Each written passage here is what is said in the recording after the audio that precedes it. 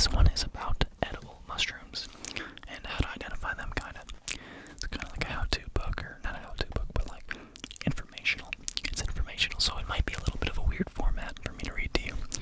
But this is, I do believe, specific to the West Coast, at least. Or actually, no, I think just North America. Yeah, North America. Okay, let's get into it. Let's get into it. Read a little bit about mushrooms.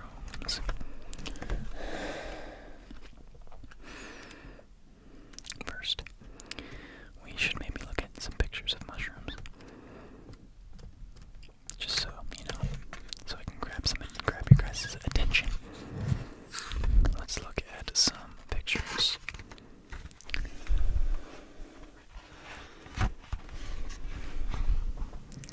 Okay, these are morels on the left here. These are quite a delicious mushroom. I've got the privilege to have them a few times up here at my cousin's house. They are, I believe, kind of a rare fancy mushroom in like a restaurant, but if you find them, obviously, if you live near them and you can find them, they're not expensive, and you could even sell them. They're just harder to get than your average thing. That wasn't very descriptive, I know. But here we got the morels and the oyster mushrooms. We're on the right there. We'll be reading a little bit about both of these mushrooms here in a second. Well, morel. Okay, let's get into it. Some people view the morel as the crown jewel of the mushroom world. It is certainly the most sought after mushroom in North America. Okay, so I was right a little bit about it. Does have some presence around it. Let's find out why. Springtime and summer in higher elevations is the season for a very contagious condition called morel madness. It has been reported that ordinary people have turned into raving maniac morel hunters at the first sign of a new season. Interesting. Depending on who you consult, there are as many as 20 species of morels in North America. Fortunately, all are excellent edible mushrooms. Yellow, black, and white morels are a few names for the different species of morels. However, they all range from tan to black in color. They are sometimes called sponge mushrooms because of the honeycombed or spongy appearance of the cap. Morel connoisseurs will tell you that different species of morels do not look different. Do not only look different, but taste different. I think that's not really. Who knows? Who knows about that? People like what they like. Now, these are delicious mushrooms, but like if they were, supply and demand, like if they were so easy to get, and you could just farm millions of them, billions of them, people wouldn't be like, oh, these are such a high class, Interesting. Morels depend on ample spring rains and warm temperatures. This is why south-facing slopes are the best hunting grounds. They warm up quickly in the spring. A compass is a handy device for the morel hunter. Inevitably, morels may be growing under the guard of prickly ash thorns. Going after these will be likely giving blood at the blood bank, but without the cash payment. You might also find them in a patch of poison ivy. Morels do this on purpose. Be cautious. How cool is that? That's pretty cool. So yeah, in terms of the ash, I've heard that, my cousin, the people who he gets them from, like give them as a gift, kind of,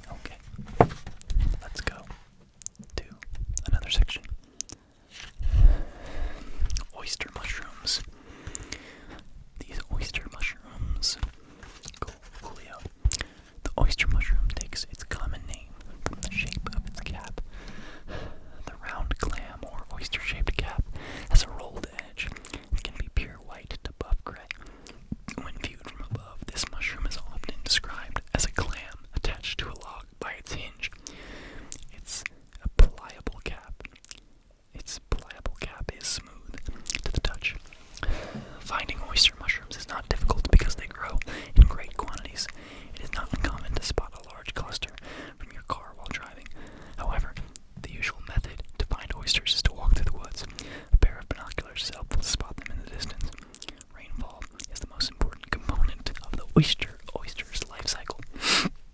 So get out and search for them within 1 or 2 days after its soaking rain. In dry years, concentrate your search along creeks and rivers because of the available moisture. Oyster mushrooms fruit in early spring and through summer. If the weather is favorable, however, they are more abundant in the fall. The oyster is so eager to fruit that sometimes a large cluster will emerge in the northern states on a warm winter day, only to be frozen that night. Wow, that's really cool. They just pop up in one day, just because they feel like it. They may be harvested when frozen with a sturdy knife or small axe. In the warmer southern states, the oyster fruits all winter with sufficient rainfall. Unless you plan to haul a ladder along on your hike, be prepared to tie a knife to the end of a long stick in order to get the ones that are higher than your reach. Begin searching in a deciduous forest known to have a number of down trees, the favored growing mediums for this delicacy. Oyster mushrooms grow in large overlapping clusters, or sometimes as a solitary mushroom on a dead aspen, elm, oak, maple, and rarely on conifers. Oysters grow on the same log year after year, so when you locate a site, return during favorable weather conditions to check for fruiting. Take a large collection basket because a typical patch can yield several pounds. In warm weather, the oyster decays quickly, so cook or dry your harvest as soon as possible. Cool.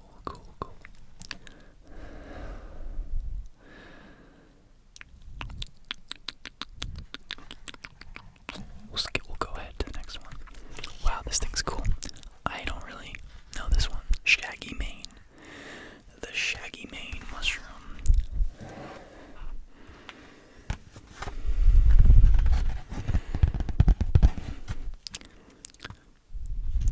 The shaggy mane takes its common name from shaggy-looking patches on its cap.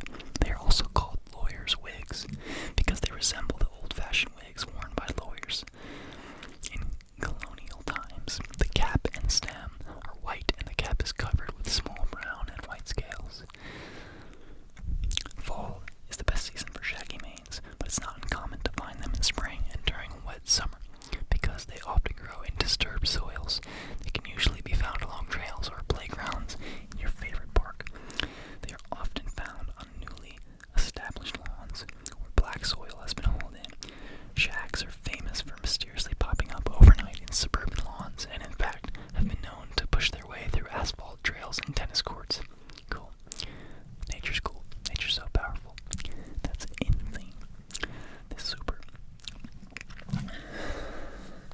This super mycological strength is caused by a natural hydraulic process in which the mushroom transfers water into its cells as it expands.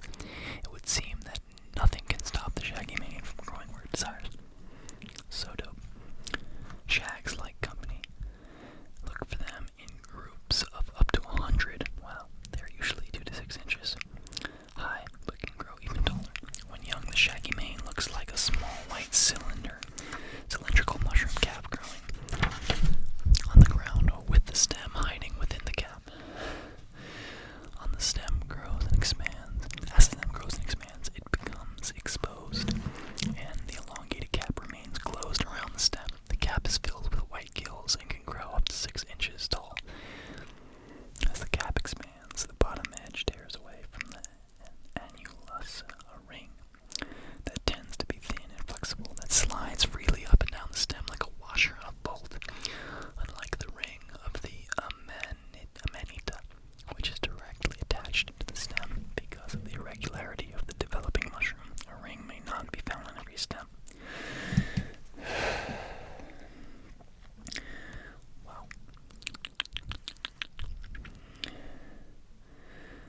Oh, interesting. 200 species found throughout North America, known as the inky caps. They all share one common characteristic. Their caps liquefy in a process of autodigestion called, oh my god, deliquescence.